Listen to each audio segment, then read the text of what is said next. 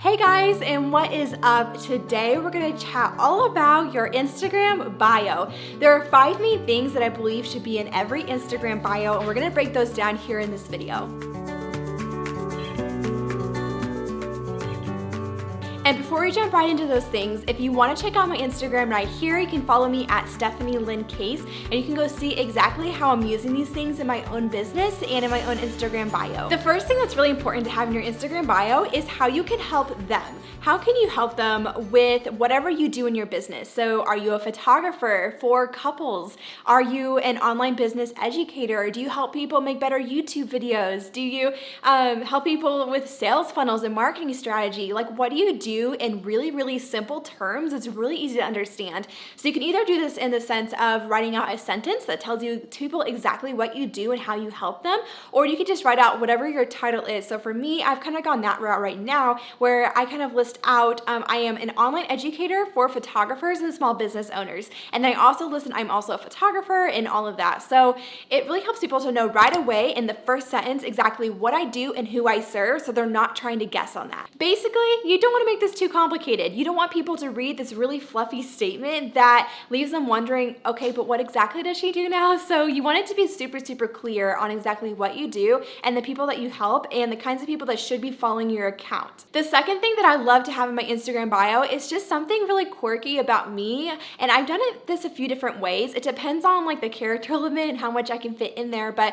right now I share that I'm also a wife, that I'm a Jesus follower, that I'm a crazy dog mom, and these are just things about myself that get people to relate to me and who I am on a personal level besides what I do. And I've even done before, instead of having all those things, I just have a sentence that says, yeah, I'm one of those crazy dog moms. And I feel like people can totally relate to that and read that and think, oh my gosh, that's hilarious. She totally calls herself out and says that she's a dog mom. So something like that, just to get people to remember you, remember a few fun facts about you so they can relate to you on a personal level. This is especially important if you have a personal brand. Another thing that's really, really important to have in your Instagram bio is a call to action. So this can look like telling people what to do next, right? So you want people to read your bio and at the end immediately know what they should be doing next. So whether that's signing up for your free webinar, whether that's visiting your contact page to inquire with you for your services, whatever it is, you need to make sure that you have a call to action that tells people what to do next besides just following your account. The goal here is to get people off of Instagram and not just have Instagram followers and have more followers on your account, but using your Instagram in a way that helps you to actually make more money in your business. So by encouraging people to either sign up for a freebie or a webinar or a challenge or to inquire with you, you're really helping to use Instagram to your advantage. And this is also a really good place to put maybe just like a little line that says whatever your newest free download is, whatever events you have coming up, anything like that you want people to do and take action on. Right now, I have in my bio, I have that I want people to sign up for 6 secrets to photograph wedding details. And that's something I tell people at the bottom of my bio that if they click on it, they can go sign up for that. And that's one action step that I really, really want them to take if they come across my Instagram. The fourth thing that's super, super important for your Instagram bio to have is your location. And this is especially important if you are a brick and mortar store or you're a service-based business that's in a location. Make sure you have your location in your bio. The last thing you want is for potential clients to come onto your Instagram account and to immediately tap away because they have no idea where you're even at and whether you can serve them. So make sure you have your location literally in your Instagram bio. You can either have it literally in the bio and type out like where you're from in the first sentence along with like what you do. You could have it in the little location tag that goes right below what you write in your bio to save yourself characters. I really recommend that because then you're not taking up precious character space in your actual bio and it's not looking as cluttery because you're not repeating yourself over and over. But regardless of what you do, just have your location, especially if you're based out of somewhere where that's kind of important for people to hire you or to buy from you. Make sure it's in your Instagram. Please just have it in your Instagram. Trust me, it really makes a big difference. Real quick, just want to pause this video and want to ask you, have you checked out my Instagram yet? If you haven't, be sure to pop on over. Here's my username right here at Stephanie Lynn Case. If you want to see how I'm putting all these tips literally into action, go over here. It's something that I'm thinking about anytime I update my bio, so even if it's different from what I share about in this video.